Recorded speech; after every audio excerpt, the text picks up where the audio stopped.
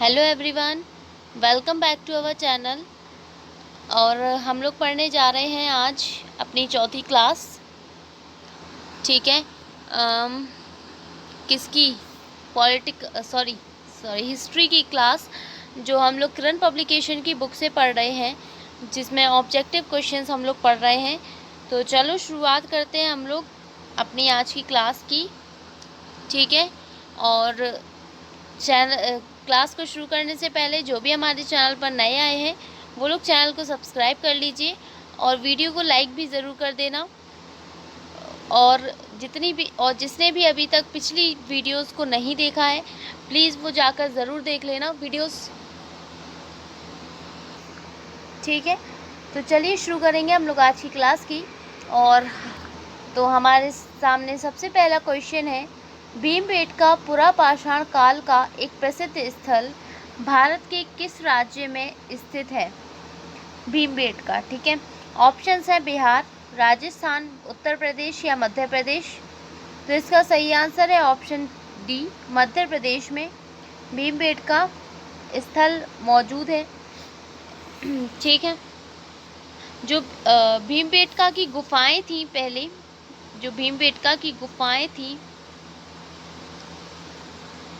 भीमबेटका गुफाएं, तो ये जो भीमबेटका की गुफाएं थी, इन्हें हम लोग भीमबेटका रॉक शेल्टर के नाम से भी जानते थे। ठीक है। किससे जानते थे? Bhimbetka rock shelter. Bhimbetka rock shelter के नाम से भी इन गुफाओं को जाना जाता था। ठीक है। ये मध्य प्रदेश के रायसेन जिले में ये स्थित है। ठीक है। ओके, नेक्स्ट क्वेश्चन है आपके सामने। अगला क्वेश्चन है, निम्नलिखित में से कौन सी लिपि सभी आधुनिक भारतीय लिपियों की जननी मानी जाती है? ऑप्शंस हैं हड़प्पन, ब्राह्मणी, देवनागरी या बंगाली असमिया। तो इसका सही आंसर होगा ऑप्शन बी, ब्राह्मणी। ठीक है। ब्राह्मणी लिपि को आधुनिक भारतीय लिपियों की जननी मानी जाती है। जो ब्राह्मणी लिपि है, ये देवनागरी, ये कुछ भाषाएं, मतलब ये कुछ लिपियां हैं, जैसे देवनागरी भाषाएं। ठीक है। इन भाषाओं की मातृ लिपि है तमिल और मलयालम। मतलब ऐसी और भी कई सारी लैंग्वेजेस हैं, ऐसी कई सारी भाषाएं हैं जिनकी ये मातृ लिपि मानी जाती है। तो लेकिन इन जो ये चार के नाम लिखे हैं, देवनागरी, बंगाली, तमिल और मलयालम, इनके सही मतलब इन भाषाओं की और भी अन्य भाषाओं की ये क्या मानी जाती है? मातृलिपि मानी जाती है। ठीक है। उसके बाद इसे सबसे पहले 1837 में इसे सबसे पहले 1837 में जेम्स प्रिंसेप ने पढ़ा था। ठीक है, जेम्स प्रिंसेप। तो इसे सबसे पहले जेम्स प्रिंसेप ने पढ़ा था 1937 में। ओके, नेक्स्ट क्वेश्चन, सिंधु घाटी सभ्यता के निम्नलिखित में से किस स्थल में द ग्रेट बाथ यानी विशाल स्नानागार पाया गया था? इसके ऑप्शंस हैं कालीबंगा, धोलावीरा, लोथल या मोहनजोदड़ो। तो इसका सही आंसर होगा option D, Mohenjodaro is the right answer. ठीक है। मोहनजोदड़ो को माना जाता है, इसे प्राचीन विश्व का सबसे पुराना सार्वजनिक पानी का टैंक कहा जाता है। क्या कहा जाता है? प्राचीन विश्व का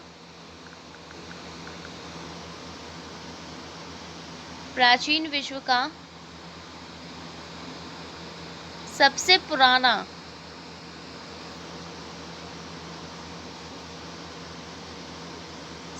पुराना सार्वजनिक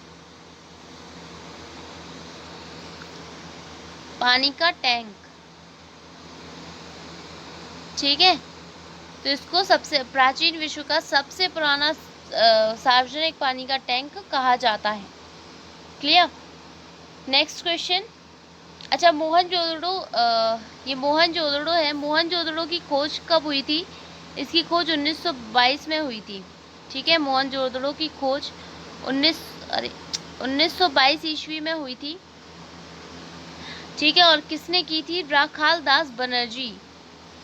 किसने की थी? राखाल दास बनर्जी ने की थी। राखाल दास बनर्जी ने मोहनजोदड़ो की खोज की थी। ठीक है, कब की थी? 1922 ईस्वी में। ओके, अगला क्वेश्चन है, अगला क्वेश्चन है 1920 के दशक में सिंधु घाटी सभ्यता के दो प्रमुख शहरों की खोज हुई। शहरों की खोज हेतु उत्खनन ASI के किस महानिदेशक के नेतृत्व में हुआ? ऑप्शन है इसके Madhav Swarup, John Hubert Marshall, James वर्गेस या मोर्टिमर व्हीलर। तो इसका सही आंसर है option B, John Hubert Marshall. ठीक है, ये थे उस टाइम महानिदेशक। ओके, अगला क्वेश्चन 1940 के दशक में किस ब्रिटिश पुरातत्वविद ने माना कि एक समान क्षैतिज रेखा के अनुदेश यांत्रिक रूप से खुदाई करने के बजाय टीले की स्तरीकी का पालन करना आवश्यक था? ऑप्शंस हैं REM wheeler, Alexander Cunningham, John Marshall या हुल्त्ज़जस्व। अब थोड़ा पढ़ लेना, बहुत क्या लिखा है ये वर्ड, हुल्त्ज़जस्व। ठीक है, ओके, तो इसका सही आंसर है आपका ऑप्शन ए, REM व्हीलर। ठीक है, ओके, अगला क्वेश्चन। चार वेदों में सबसे प्राचीन वेद कौन सा है? ये तो सभी को पता होगा और मोस्ट इम्पॉर्टेंट क्वेश्चन भी है ये। ठीक है, यजुर्वेद, ऋग्वेद, सामवेद या अथर्ववेद। तो इसका सही आंसर है ऑप्शन बी, ऋग्वेद। ऋग्वेद में हम लोगों ने पढ़ा था कि इसमें 10 मंडल थे, 10 मंडल, 1028 सूक्त हैं इसमें और 10462 ऋचाएं हैं।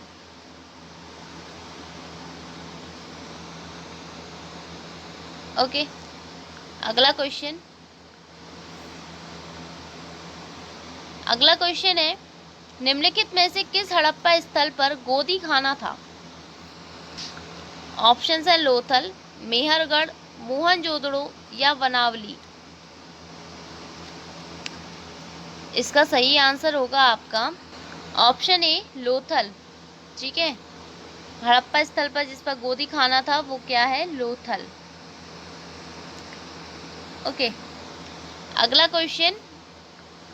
निम्नलिखित में से कौन सा प्राचीन स्थल भारत में स्थित नहीं है? ऑप्शंस है इसके हुंसगी, बल्लू, इनाम गांव या मेहरगढ़। तो इसका सही आंसर है आप option D, Mehrgarh is the right answer. Okay,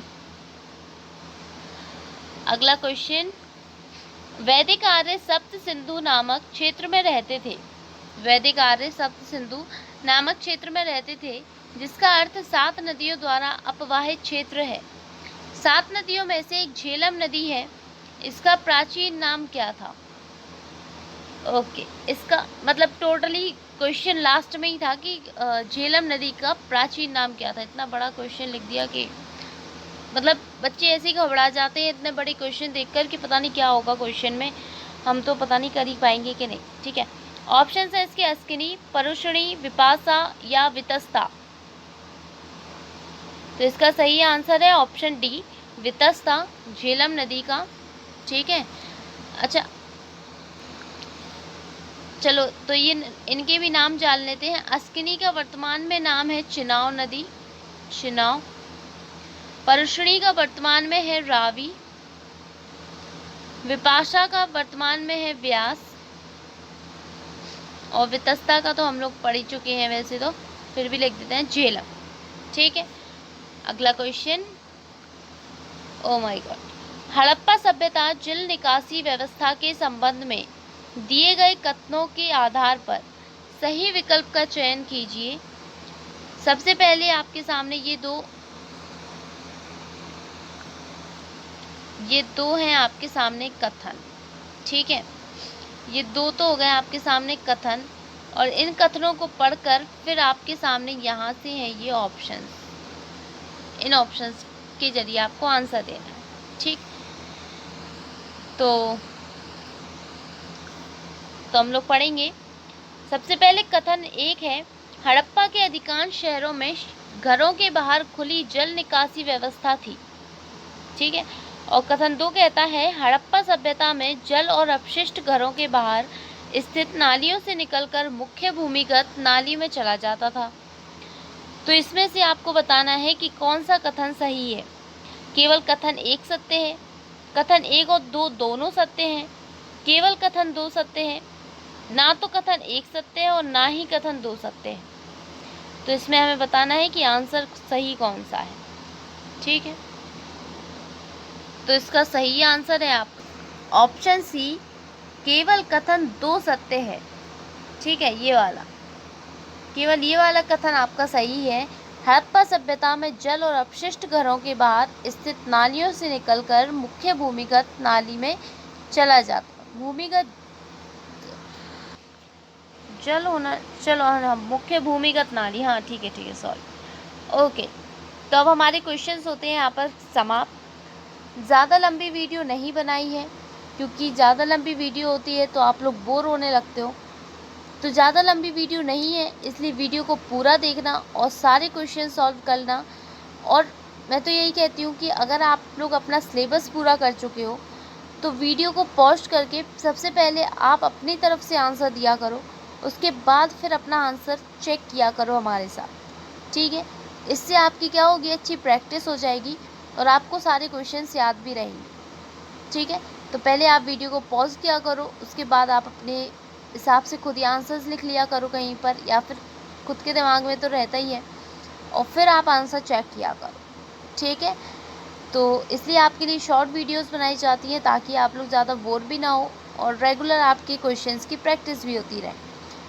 तो चलिए अब हम मिलेंगे नेक्स्ट वीडियो में और टाइप 2 के साथ, क्योंकि आज आपका टाइप 1, जो आपका टाइप 1 है वो कंप्लीट हो चुका है एंशिएंट हिस्ट्री का, ठीक है।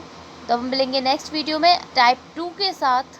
आप लोग तैयार रहिएगा और चैनल को सब्सक्राइब ज़रूर कर लेना। जो भी पहली बार हमारे चैनल पर आए हैं, जिसने अभी तक चैनल सब्सक्राइब नहीं किया है, चैनल को सब्सक्राइब कर लीजिए, वीडियो को लाइक कर दीजिए और अपने अपने दोस्तों के साथ शेयर भी कर दीजिए, ठीक है। धन्यवाद।